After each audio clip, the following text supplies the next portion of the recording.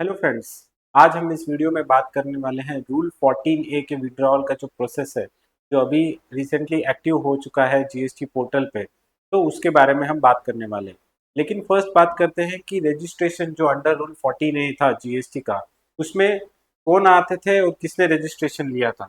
तो सबसे पहले रजिस्ट्रेशन अंडर रूल 14A हम बात करने वाले हैं इस इस facility for withdrawal from rule 14A जो अभी आया था 21 फरवरी 2026 में।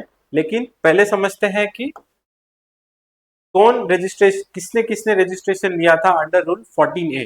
तो सबसे पहले जिस फॉर्म रजिस्ट्रेशन वन आपको भरना था अंडर रूल, उसमें पूछा जाता था कि रूल 14A वेदर यस और नो। तो उसमें जिन्होंने भी यस ऑप्शन को चूज किया था उनके लिए है।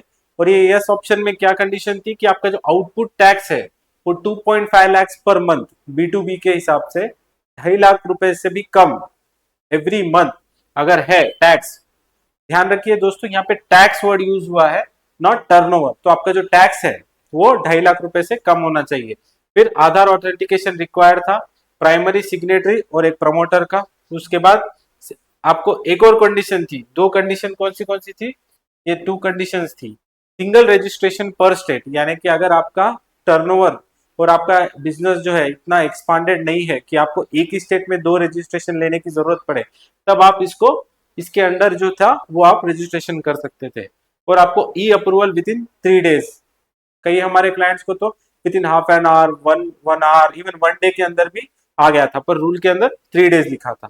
And risk based scrutiny possible, अगर आपके कुछ एप्लीकेशन में कुछ रिस्क लगा ऑफिसर को, तब ये आपको आपको जो है स्क्रूटिनी के लिए सिलेक्ट कर सकता था। तो ये थे रूल 14A के कंडीशंस कि यहाँ पर रूल 14A के अंदर आप अगर इन कंडीशंस को मीट करते हैं तो आप रजिस्ट्रेशन लेके 3 दिन के अंदर जो था वो अपना जीएसटी जो था रजिस्ट्रेशन अप्रूव करवाकर जीएसटी नंबर ले सकते थे। लेकिन वही विड्रॉल कब करेंगे हम, जब ये कंडीशन हमारी मीट ना हो, हमारा बिजनेस एक्सपांड हो गया और हमारा जो था 2.5 लाख पर मंथ से भी ज्यादा हमारा टर्न आउटपुट टैक्स बढ़ गया, और आधार ऑथेंटिकेशन इनवैलिड हो गया, या multiple registration in same state इतना एक्सपांड हो गया कि हमको एक ही स्टेट में दो रजिस्ट्रेशन लेनी पड़े। तो मैं यहाँ पर मुझे यहाँ विड्रॉल के लिए मैं एलिजिबल हो जाता था। लेकिन विड्रॉल कैसे करना था अभी तक पता नहीं था। लेकिन जीएसटी एक 21 फरवरी को यहाँ पर विड्रॉल की फैसिलिटी दे दी गई है। तो कैसे who can apply, active tax payer who have registered under rule 14A। अभी मैंने आपको बताया था रूल 14A में कौन कौन आते हैं, जो 2.5 लाख से कम जिनका आउटपुट टैक्स था B2B पर मंथ। तो वो लोगों ने जिन्होंने भी रजिस्ट्रेशन किया था they are now eligible to opt out. But कैसे ऑप्ट आउट करना है ऑन जीएसटी पोर्टल, कहा जाना है, डैशबोर्ड सर्विसेज रजिस्ट्रेशन। आप लॉग इन करने के बाद आपके डैशबोर्ड में जो सर्विसेज है वहां पर क्लिक करके रजिस्ट्रेशन में जाइए। वहां पर आपको दिखेगा application for withdrawal from rule 14A। तो इस पर आपको क्लिक करके आगे के जो कंडीशंस है उसको जो जैसे रजिस्ट्रेशन करते हैं वैसे सेम टैब्स ओपन होंगे। और फिर आपको आधार ऑथेंटिकेशन करके तो ओटीपी वगैरह, ओटीपी या डीएसी से आपको उसको फाइल करना था।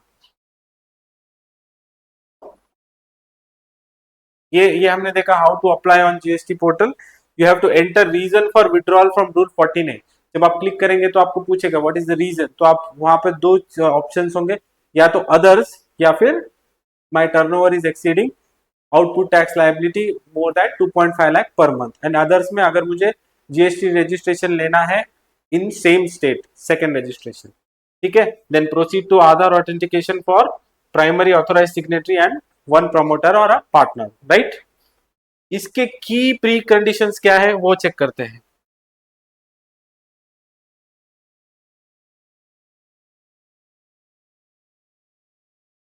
आप कब अप्लाई कर सकते हैं for withdrawal from opting of rule 14A।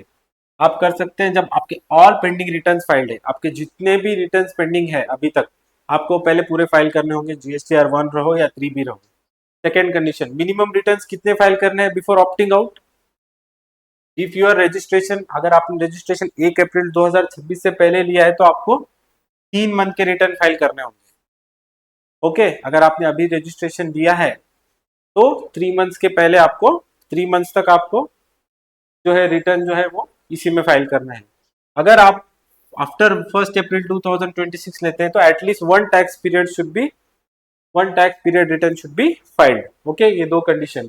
No amendment cancellation application pending, no pending amendment और कैंसिलेशन रिक्वेस्ट। आपकी कोर अमेंडमेंट हो, नॉन कोर अमेंडमेंट हो, आपने कहीं एड्रेस चेंज डाल के रखा है, फोन नंबर वगैरह कोई भी अगर आपकी एप्लीकेशन पेंडिंग है तो नहीं होगा, तो आपको ऑप्ट आउट करने का ऑप्शन नहीं रहेगा। तो आपको पहले वो क्लियर करना है, या फिर आपका जीएसटी कैंसिलेशन का रिक्वेस्ट है, कोई भी क्या रिक्वेस्ट जो है वो पोर्टल पे पेंडिंग नहीं होनी चाहिए। Second, no departmental cancellation proceedings under section 27। अगर डिपार्टमेंट ने भी सुओ मोटो आपको दे रखा है नोटिस, तो वो भी आपकी पेंडिंग नहीं होनी चाहिए।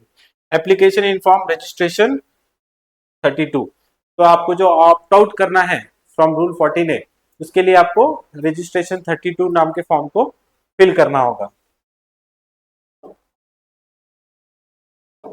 फिर आ जाते हैं कंडीशंस पे। ये हमने कंडीशन देख ली थी, minimum 3 period, 1 tax period if before 1 April 2026 and registration is in the form of filing resist form 32। इस फॉर्म को क्या बोलेंगे? Registration 32, right. फिर नेक्स्ट आपको करना है, फिर आधार ऑथेंटिकेशन करना है। You have to undergo OTP Aadhaar based and authentication is required for primary signatory at least 1 promoter. फिर ARN आपका जनरेट हो जाएगा आफ्टर सक्सेसफुल ऑथेंटिकेशन, राइट। तो आपको सर्विसेज में जाके विड्रॉल को जो क्लिक करके फिर आपको आधार ऑथेंटिकेशन करके फिर आपको ARN जो जनरेट हो जाएगा। उसके बाद अब ये important timelines, the draft application must be submitted with in 15 days of creation. यानी कि जब आप क्लिक करते हैं withdrawal from application for this from rule 14A, तो वो जो आपका ड्राफ्ट जो प्रिपेयर रहेगा वो आपको 15 डेज में कंप्लीट करना होगा। Aadhaar biometric authentication must be completed from 15 days of submission, 15 दिन के अंदर आपको कंप्लीट करना है। अगर ऑथेंटिकेशन कंप्लीट नहीं हुआ तो ARN जो है वो जनरेट नहीं होगा। Restrictions, while form registration is pending after submission, cannot file core amendment non-core self cancellation application। यानी कि पहले भी कुछ आपका पेंडिंग नहीं रहना चाहिए था, और आप जब ये फॉर्म डाल देंगे, जब आप अप्लाई कर देंगे, तब भी आप कोई भी अमेंडमेंट हो, कोर या नॉन कोर, वो एंड सेल्फ कैंसिलेशन एप्लीकेशन, कोई भी एप्लीकेशन आप डाल नहीं सकते हो। Then post sanction of opt out. चलिए ऑप्ट आउट कर लिया आपने, आपका सक्सेसफुली ऑप्ट आउट भी हो चुका है। अब नेक्स्ट में the tax payer who has received an order in registration 33, आपने फॉर्म REG 32 फाइल किया, आपको रजिस्ट्रेशन 33 में ऑर्डर आ गया। Allowing withdrawal shall be able to furnish detail of output tax liability made to registered person exceeding the output tax liability of 2.5 lakh on first day of succeeding month in which said order has been issued। यानी कि जब भी आपको order आ जाएगा उसके next month में आप जो है वो 2.5 लाख से ऊपर जो भी बिल्स की लायबिलिटी हो रही थी वो आप फाइल कर सकते हैं। तो इस तरह आज हमने देखा कि रूल 14A का विड्रॉल जो है वो कैसे करना है, what are the conditions, rule 14A लेने के कंडीशंस क्या थे, और जब आप उससे ऑप्ट आउट या विड्रॉल कर रहे हैं तब कंडीशन क्या थे। ओके, तो नेक्स्ट वीडियो में हम देखेंगे और भी सारे GST के प्रोविजंस।